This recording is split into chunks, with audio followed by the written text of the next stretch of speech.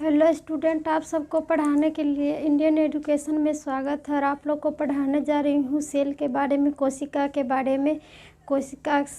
बारे में पढ़ाने जा रही हूँ। देखिए, आप सभी वीडियो को देखने से पहले लाइक और सब्सक्राइब ज़रूर कीजिएगा। क्या है तो कोशिका सेल के बारे में पढ़ना है। कोशिका किसकी इकाई है? यो शरीर के संरचनात्मक और क्रियात्मक इकाई है कोशिका सेल।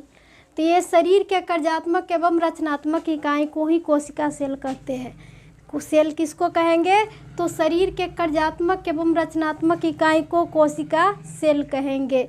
मानव शरीर का किससे बना हुआ है? तो ये सेल से। पूरा शरीर किससे बना हुआ है? तो कोशिका से ही बना हुआ है। उसे क्या कहेंगे? तो सेल कहेंगे। जिस तरह एक ईंट से एक महल का निर्माण हो जाता है, उसी तरह एक कोशिका से विभाजन द्वारा मानव शरीर का निर्माण होता है। क्या होता है कि जिस तरह एक ईंट से घर का निर्माण होता है, जिस तरह से एक ईंट से घर का निर्माण होता है, उस तरह से क्या होता है तो मानव का शरीर भी किससे? तो कोशिका से। मानव शरीर का क्या होता है? तो उसी तरह एक कोशिका से विभाजन द्वारा, एक कोशिका के विभाजन द्वारा मानव के शरीर का भी निर्माण होता है। किसे? तो सेल से, कोशिका से। जैसे ईंट से घर बनता है एक एक से, उसी तरह सेल से भी ही पूरा शरीर का क्या होता है? मानव का शरीर का निर्माण होता है। तो कोशिका का निम्नलिखित अंग होते हैं। कोशिका का क्या होते हैं? तो निम्नलिखित अंग होते हैं। जैसे एक में क्या होगा? तो कोशिका द्रव। दूसरा क्या है? तो केंद्रक। कोशिका का निम्नलिखित अंग है कोशिका द्रव और क्या है? तो केंद्रक। कोशिका द्रव को क्या कहेंगे? तो साइटोप्लाज्म कहते हैं। इस कोशिका द्रव को साइटोप्लाज्म कहते हैं। जो इसमें निम्नांकित अंग पाए जाते हैं। इसमें क्या होता है कि निम्नांकित अंग पाए जाते हैं। जैसे क्या होगा? तो पहला क्या है? तो माइटोकॉन्ड्रिया। दूसरा क्या होगा? तो गोल्गी बॉडी। तीसरा क्या होगा? तो लाइसोसोम। और चौथा क्या होगा? तो रिक्तिका। क्या हो जाएगा चौथा?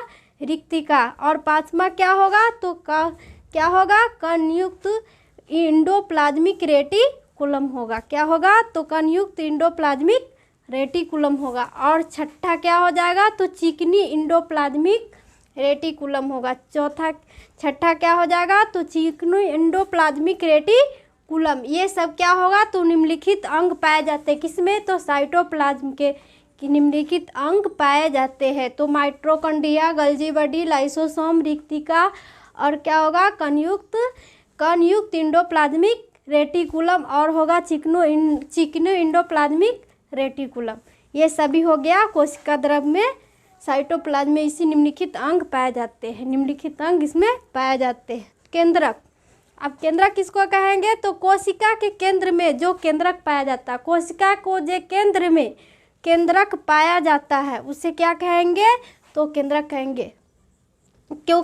कोशिका के केंद्र में केंद्रक पाया जाता है। कोशिका के केंद्र में क्या होते हैं? बीच में जो केंद्रक होता है उसमें केंद्र पाया जाता है, उसे केंद्रक। केंद्रक में केंद्रक वाले पाया जाता है। केंद्रक में क्या होता है? तो केंद्रक वाले पाया जाता है तथा इसके अंदर क्रोमोसोम भी पाया जाता है। और केंद्रक में क्या होते हैं? तो क्रोमोसोम भी पाया जाता है।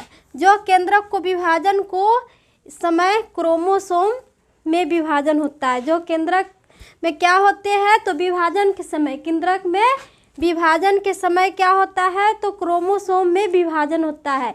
केंद्रक में विभाजन के समय क्या होते हैं? तो क्रोमोसोम में विभाजन होता है। तो क्रोमोसोम गुणसूत्र में जीन पाया जाता है।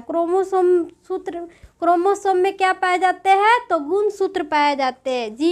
जीन पाया जाता है। क्या होते हैं? तो क्रोमोसोम में गुणसूत्र और जीन पाए जाते हैं।